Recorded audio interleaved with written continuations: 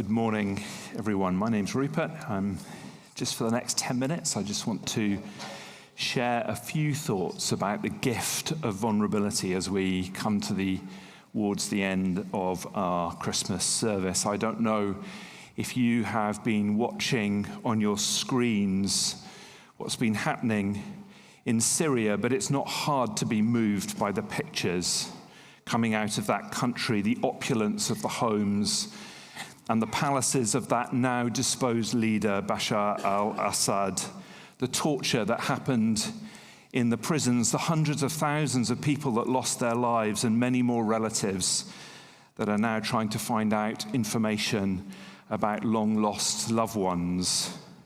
And the joy of a country liberated, and yet with a nagging doubt, will the next leaders be any better?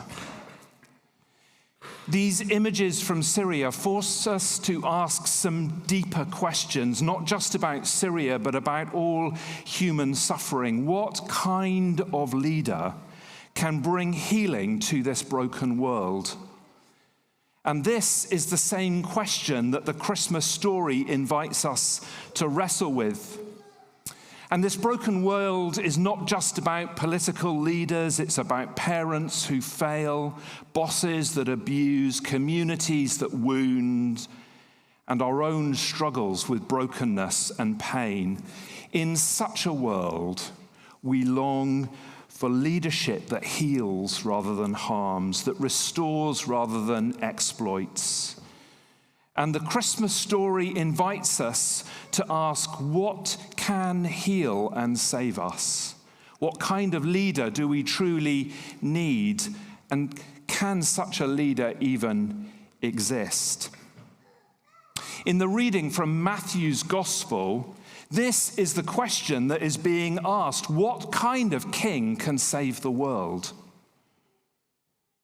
Who can bring healing to this broken world? It is a tale of two kings. First, Herod the Great. And Herod's story is tragically familiar. It's a story of ambition and power upheld by fear and violence. Born 70 years before Jesus, Herod's path to power was paved by Roman connections and ruthless ambition. After fleeing a rival, he returned with Rome's backing, and he crushed all opposition, including members of his own family, consumed by the fear of losing the very power that he clung to. It's a story of violence and power and exploitation. Despite fleeing himself, he finds a way to eradicate all threats to his position, his power, and his privilege. But of course, there's another king in this story. It's God's king, God's Messiah, the one who's come to save and heal the world from all its brokenness and violence. And so in the story that we read, the biblical narrative describes these wise men, these astrologers coming to Herod to ask, where is this newborn king of the Jews? Which sends Herod into a spin.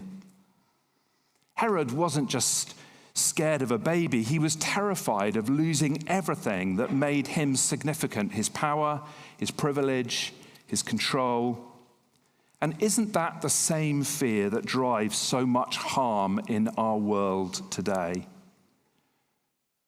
So Mary and Joseph, clutching their vulnerable child, flee for their lives, refugees seeking refuge in a foreign land.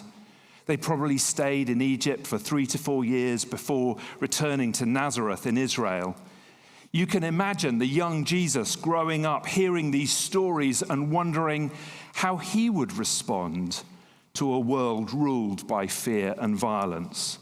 What kind of king would this king be? And the echoes of the story of Moses are clear in this story, the destruction of many baby boys due to the threat to the power and the privilege of the ruling classes. In the story of Moses, that's Pharaoh and his family. But God, in both stories, rescues a boy who would become a leader, a ruler. And I wonder if Jesus reflected on Moses' attempt to use violence, which failed because it wasn't God's way. God had another way, another plan, another kind of king. And so Jesus, this vulnerable baby, dependent on his parents, subject to all the uncertainties of famine, disease, and despots. But this baby grows and becomes a man with power and influence, not mainly from his formal position, although he was called rabbi, a teacher, but the power of personality, of persuasion, of intelligence, insight and knowledge, humor, and the ability to wow a crowd, to teach and heal. And so his power became a threat to the powers, the people who had so much to lose, and they sought to kill him. How would he now respond? What kind of king would Jesus be? Would he flee to find somewhere safer? Would he fight and call on all the powers of heaven in his battle against evil? Would he give up and say, this is just too difficult? No. What we see is that in the birth and the vulnerability of the birth of this baby who is Emmanuel, God with us, this becomes the pattern of his life and his death. He walks towards vulnerability, knowing that the power of evil in this world can only be overcome by walking vulnerably towards the violence of the powers, to let them do their worst and find what we thought was the most powerful is, in fact, an illusion, a smokescreen. The great lie of the empires of this world: be strong, project power, be in control, use violence if necessary. But rather, Jesus shows us that the vulnerability of love is the most powerful way. The way of vulnerability, if you're anything like me, is hard to grasp. It feels counterintuitive, foolish, certainly risky. But as the theologian and author Sam Wells says, this is precisely where Christianity begins. This quote is from him at the start of the Ukraine war and something I've been reflecting on for the last few years. And Sam Wells says this: it's galling to realize our own powerlessness. But being aware of our powerlessness is not where Christianity ends, it's where it begins. We look askance at tanks and bombs, not because they are too strong, but because they're too weak. In the face of naked aggression, we don't stand in thrall to it, but renew deeper practices of greater power. Deeper practices such as gratitude, prayer, vulnerability, worship, and trust. Trust that in the face of seemingly insurmountable odds, that one day love will win. These practices are an act or are acts of defiance in a world consumed by power, prestige, and position. And they're also pathways to a deeper power that transforms us and changes others in the world in which we live. So Sam Wells continues talking about the war in Ukraine, and he says it looks like, this was in 2022, it looks like Putin will succeed for now, but eventually he will fail. Our biggest priority as a community of faith is to invest in the practices and virtues that will never fail, that ultimately last forever. So while we wait for this vulnerable king to fully bring about his kingdom, We're invited to live differently now, to embrace the way of vulnerable love, even when it feels risky. The invitation of Christmas is not just to celebrate the birth of this King, but to follow him, to live differently, to embrace vulnerability that leads to connection, to healing, and to love. This Christmas, what would it look like for you to follow this vulnerable King?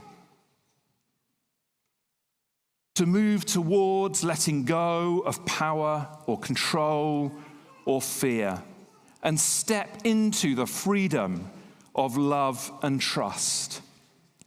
Jesus doesn't just invite us to admire him from a distance. He invites us to walk in his way, his path of love and vulnerability, and to discover the deeper practices of greater power. In your bags, you will find a little red heart, and you'll find some green string.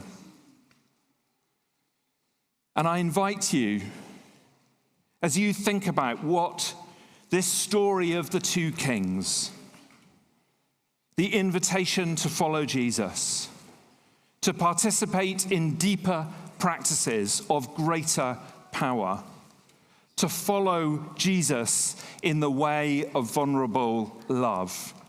I invite you to write a prayer, or even two prayers on either side. Maybe a prayer or a response for you personally. It could be really simple, like yes, or help me. And you might like to write a prayer for someone else or something else. Something in our news, or family, or friends, or neighbors. I think you'll find some pens on your tables as well, or there are others around about. Joy and I are probably going to get into loads of trouble for this, but we're going to put them up on the Christmas tree. So we're going to write a prayer, bring them up, put them on a Christmas tree. And while we do that, I'd like to invite you to listen to this song by Steve Bell of a poem written by Malcolm Geet. And then Toby and the band will just come and play some instrumental music before we have our final carol. So an invitation to write a prayer for yourself or for others, or both of those things, to come and tie it up with the green string in your bags on this Christmas tree as we listen to this song, and just take a few minutes to think about the way of vulnerable love that Jesus invites us into.